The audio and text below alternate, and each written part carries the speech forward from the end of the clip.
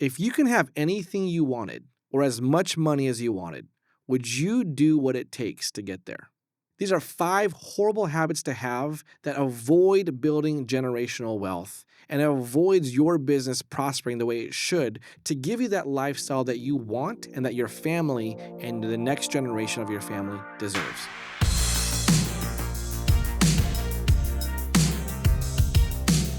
As a business coach, I've coached hundreds of business owners, and there are patterns that I've noticed that prevent people from building businesses to the level of the potential of the business because they can't kill these 5 habits. Habit number 1 that kills prosperity. When you run a business, stop focusing on just the revenue, meaning the sales, the deposits. Focus on your profit. I know so many business owners that love to come and say, Coach Joe, I just sold X amount of dollars this month. I've been able to do this in a year. And although that number is very impressive, some of them in the 8, 9, and 10 figures, I ask one follow-up question. What did you profit that year? Or what did you profit this month, depending on what number they're bragging about? Here's the thing. You can sell X amount of dollars. You can sell millions of dollars. But if you keep zero of it, or if you spend more just to make that amount, you're failing in business. That's the truth. You're failing in business because the math has to math. And if your math isn't mathing, or if the math has a negative number at the very, very end, you have to come up with that. As the business owner, whether it's your fault or not, it is still your problem, and nobody is coming to rescue you. So here's something that you need to do. Focus on profit. I love studying the Bible because it gives so much wisdom. You don't have to believe in the Bible, but if you read it, you will see so much godly wisdom when it comes to money, finances, profits, business, and everything. Let me share one verse with you. The love of money being the root of all evil. I have found this. The people who love to brag about the revenue amount tend to put all their identity in the money or the dollar amount. And if you love that so much, it becomes the root of all evil, meaning it's going to cause you to do certain things to keep up with the lifestyle that is actually a sham. If your profits are negative, you can brag all you want about selling. You're going to have to start doing things to make up for all the loss. And I've seen so much evil come out of that. Now, notice what it doesn't say. It doesn't say money is the root of all evil. It says the love of money is the root of all kinds of evil. So, in essence, money is an amazing tool. And if you're blessed with a lot of it, you're required to, with integrity, bless yourself and others with that money. But if you love money so much, it'll open up the door to so many different types of evils. And I've seen this. There's a lot of people in jail, not just for murder or anything like that, but for tax fraud evasion. There's people in jail because they've scammed people because of money. Look at Bernie Madoff. He ran a Ponzi scheme. That is an example of all kinds of evil that comes out of loving money too much. And sometimes the love of money is your status and your emotions rise and fall with what's in your bank account or with what you sell. So be careful when it comes to money. Don't just focus on revenue, focus on your profits. And when you focus on your profits, you're able to keep money that gives you peace of mind, and you can actually tell your money what to do. When your business is healthy, it means you can make better decisions without feeling the pressure and the stress of having to think about other things to do, which might lead you down to all kinds of evil. Proverbs 13:11 says this, wealth gained hastily will dwindle, meaning if you're focused on making money way too fast, it can dwindle. But whoever gathers little by little will increase it. That Proverbs says so much right there. If you're just focused on the dollar, you tend to try to make that so fast because you're looking at what it can give you, all the material objects, all the girls, all the stuff. But if you focus on the fundamentals of doing it the right way, focusing on profit in your business, and increasing your money little by little, you will increase it because you're going to hit all the proper fundamentals. You're going to focus on all the integrity activity that it takes to do that, and you'll please and honor God that way. Bad habit number 2 is not having a personal budget. Let me talk to you about what kills business profits the most. It's a lavish lifestyle that you cannot afford, and you steal from your business profits just to do it. Let's come down to reality. Most of you want nice things. I want nice things. I want nice vacations. I do not want to tell my wife no when she wants to spend $500 on her hair or $200 on her nails. I have girls. One's an adult, one's a teenager, and one's about to be a teenager. So I got 3 girls that love to spend money, and their dad has been able to provide an amazing lifestyle that looks nothing like the way my lifestyle was growing up. I don't like to tell them no. But here's the thing. If those things are not in my line items in my personal budget, I cannot tell my business to fund a lavish lifestyle that I cannot afford. That is a horrible habit, but most people do. And I actually did that in the beginning, which probably led to some of my 8 business failures in the very, very beginning. I was so focused on what I can get physically with the money, and I thought that business just made me automatically rich because I had one. That is not true. I actually argue that your personal budget is way more important than your business budget. It doesn't mean that your business budget is not important because most entrepreneurs focus on their business budget, but they don't have a personal budget. And I see this all too often when I look at P&Ls from my clients. I said, your net cash says $150,000. How come you're broke? We go to their balance sheet, and then we're noticing that they're pulling out all this money. They're transferring from one bank account, the business bank account, to their personal bank account, and they're stealing all that net profit from their business just to fund a lifestyle they cannot afford. Hebrews 13:5 says this. I'm going to paraphrase it. Be content with what you have and trust God that He will provide all of your needs. Now, there's more to that Bible verse, but the context is this. Be content. Stop living above your means right now. Look, if you have delayed gratification, if you live like no one else now, like Dave Ramsey says, then later on, if you do the right things, you can actually live like no one else. It's the delayed gratification. But some of that has to come with you putting your faith in God and understanding that He will actually provide all your needs if you're doing the right things. Stop trying to live a life that you cannot afford right now. You have to live below your means until you can get anything you want. And even sometimes live below your means a little bit longer, even though you can get everything you want, until your net worth becomes something that could provide you that lifestyle. Proverbs 13:7 says this, one pretends to be rich, but has nothing, while another pretends to be poor, but has great wealth. Guys, look, delayed gratification is the habit to really hone in on. It's the pain of discipline. Trust me, guys, I understand. God requires time sometimes to develop that faith and develop that discipline. If we can get things instantly, we wouldn't need faith, okay? God requires faith even with your money and how you steward it. So have a personal budget. If you don't have a personal budget, comment in the link below. I'll have one of my team members get with you. I promise you we can help you develop a personal budget, and those habits will actually help you develop the business budget. And if you have both working together, trust me, you cannot go wrong here. You just have to sell the right amount and focus on pricing your products or your services the right way. And if you focus on profit, like the first habit that we're talking to you about, you're going to be just fine. I promise you. Especially if you're a hard worker, and especially if you're willing to do anything that it takes to do the right things for your business, so that it can become an amazing vehicle for your freedom of time and freedom of money. Habit number 3 to kick. Stop being fearful the minute you actually do have money. I don't know what it is with a lot of people, but the minute you have a lot of money, especially those of you who have come from nothing, like myself, you start to become very afraid of what will happen to that money. Now, don't get me wrong. I understand you can't do stupid things that get you to waste all your money. I've also seen the opposite when people make a lot of money and they automatically just start investing it in places they have no idea about. I actually did that. The first time I made a lot of money, I actually lost it within a year. It was embarrassing, and I carried so much shame from that. But I've also seen a lot of people become fearful. Their attitude towards people change. They can't trust people anymore because they think, oh, all they want is my money. Here's the thing. When you make money, you should invest that money. Now, the areas or the vehicles that you choose to invest have to do with things that you feel comfortable about, or go learn about it and see if it's an area that you need to invest. But at the very least, you should be getting interest on your money. I see so many people with a decent lump sum of money, but they're too afraid to invest it in things that build them wealth, that money never grows, and they never become wealthy and create an impact for God's kingdom the way they should. I don't know about you, but I don't want to become rich just to become rich, just to brag about everything I have.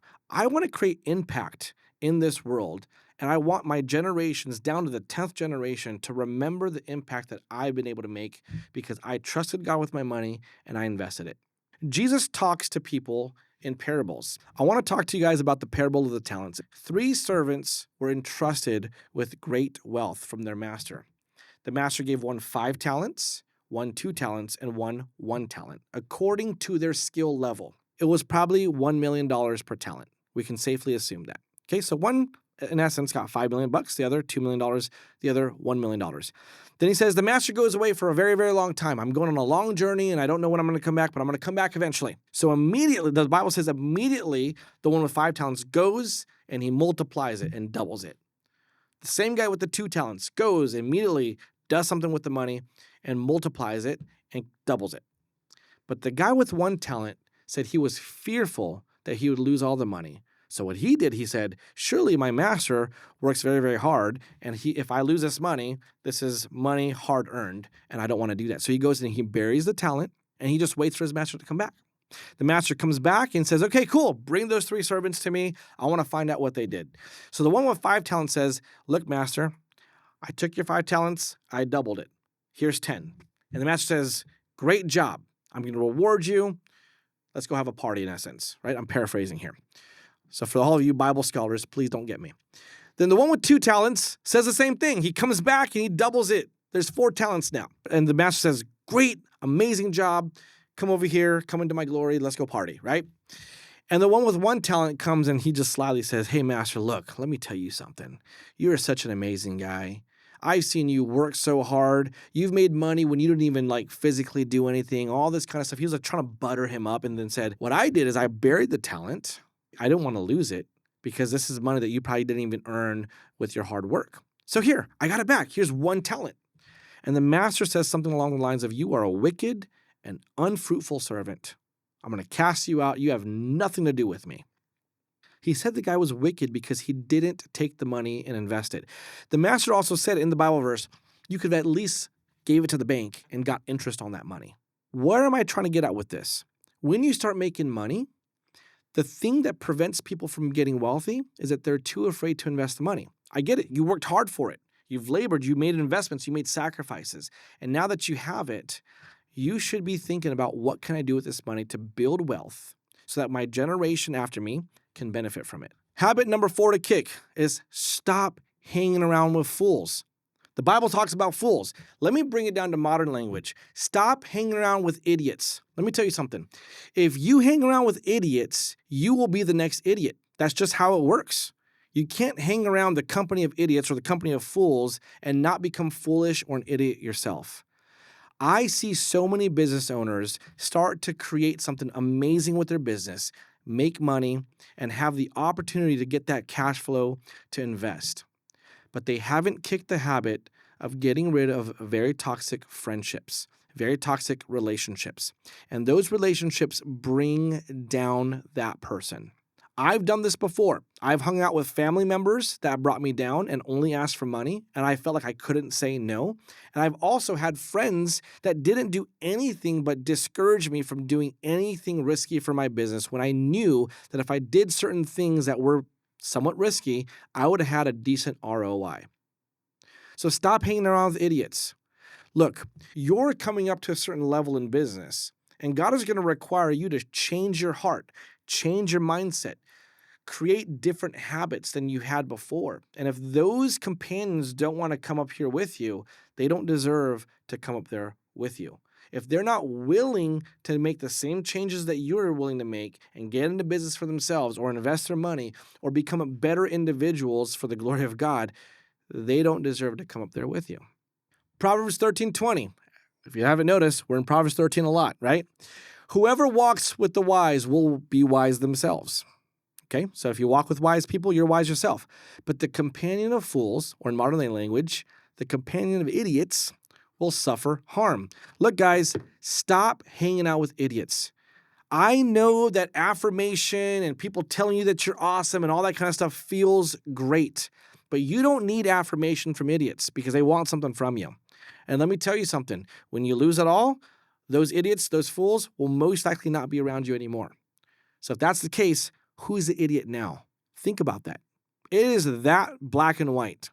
And if it hit hard, I'm thankful for that. Because hopefully that will get you to change that bad habit. Just stop hanging around fools, okay? I love a quote that Jim Rohn said. He said, "You are the average of the 5 people you spend the most time with." This quote is so true that a lot of people utilize this quote to prove the point I'm trying to make here. If you want to be better, you have to hang out with better people. But if you want to be better by hanging out with fools and idiots that you used to hang out with, it won't happen. And if you're able to build your business to a point because you get lucky, they're going to waste the money for you because you're going to feel like you have to appease all of what the idiots and fools around you want you to do. Trust me, I've been there. I've seen it. This is really real. And for those of you who think, no, this won't happen to me, I'm stronger than that, those are the people that tend to fall into that trap. Please don't be a fool. Don't hang out with idiots. Got it? All right. Habit number 5 to kick, and I'm going to close out with this one.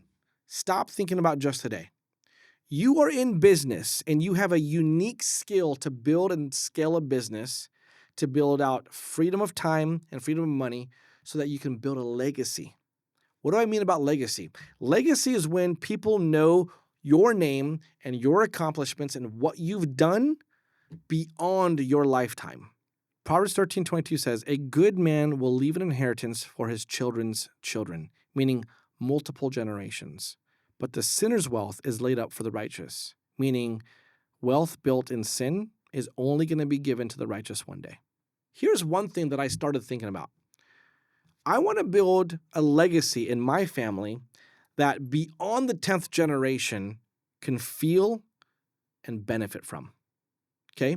What does that mean for me? Well, number one, I have to make sure that everything that I do revolves around the theme of my life is here to glorify Jesus.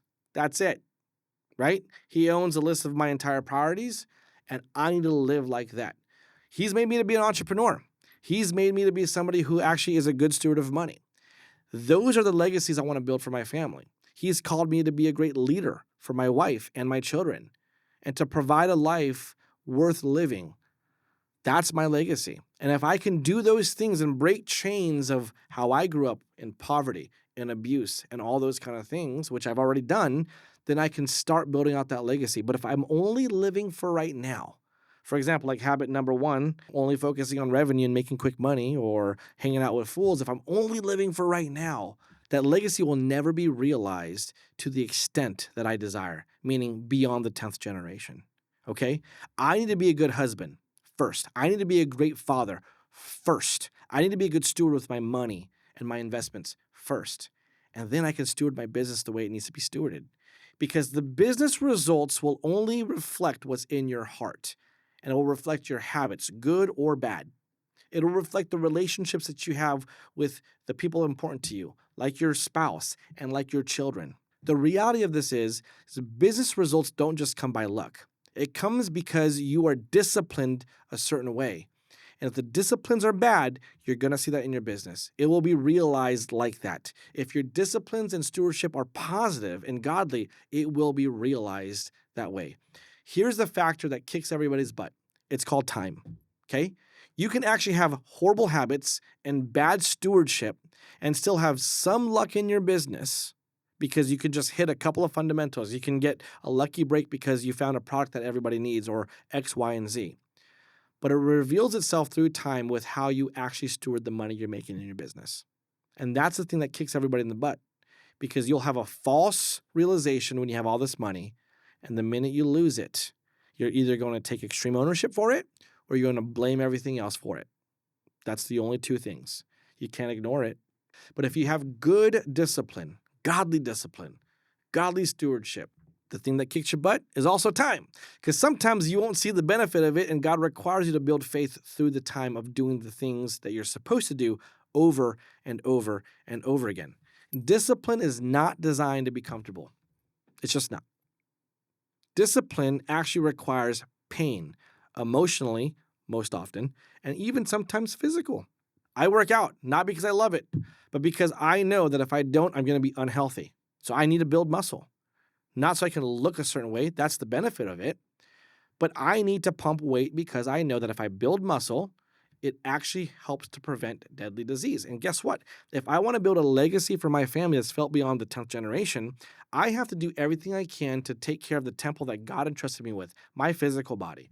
But if I eat sugar, all the things that will hurt my body, then I'm not taking care of the things that God entrusted me to, meaning I'm not a good steward of my temple, and I have to be. So all those things in practice helps you to become a good business owner. But even that takes time. Even that takes discipline. Even that takes the pain of the discipline to be realized. And if you're willing to do it, if you're willing to be patient, if you're willing to make sure that everything that you do, God is glorified through it, and if you're willing to take all your priorities and all your wants and give it up to Him and say, God, you actually own all these priorities. There's no level of priority. There's not God first, then wife, then this. It's no, God, you own everything. You own it all. Help me to be the steward that you want me to be. If you can actually put your trust like that in God, then it'll be realized in everything that you do. How you show up to your marriage, how you show up for your kids, how you provide for them, how you run your business, how you actually develop amazing relationships with other people. So all that to say is this: kick the bad habits. Make sure that the things that you're doing are within the realms of godly discipline and godly stewardship. And I guarantee you, you put those things together and you start going in that path, you're going to get so much more hungry for the Word of God and to do things God's way. And you will see the KPI of what you're looking for, I promise you. And sometimes it's going to be God shifting the way you actually see it so that now you align to what He wants you to have, and you'll be even happier to see those results versus the ones you actually think you want. Proverbs 16:9 says this: man creates the plans, God directs the path. Meaning it's okay to come up to God with your plan. It's really okay. We are created to be creative because we're made in His image. So come to Him with your plan, but allow Him to guide your path. I'm going to close out with this verse. The Lord is near. Don't be anxious for anything, but in all things, pray and supplicate. Meaning pray about things, petition for things. And with thankfulness in your heart, let your requests be known to God. And the peace of God that transcends all wisdom and understanding, which basically means the peace of God that just doesn't make any sense, because it doesn't make any sense, will overwhelm you and will guide you. So look, guys, whatever version of the Bible you want to read it, just read it, figure it out. But that's how it spoke to me. And this is the thing. When you do these 5 things, when you kick these 5 habits, your anxiety will go away. Because you'll know that the Lord is near, because you're going to live for Him. And I'm going to tell you something right now. It's not about you. It's always been about Jesus. It's always been about Him. So your business, your marriage, the kids that you have, it's never been about you. And the faster we get away from that, and the faster we understand that it's all been about Jesus, we'll be good. So I'll close out with that, guys. Kick those 5 bad habits. You can have everything you want. Trust me, you can. It'll align with what God wants for your life, but you can have everything that you want. And make sure that your priorities are given to God and let Him own all of it. Don't try to control that. Stay strong.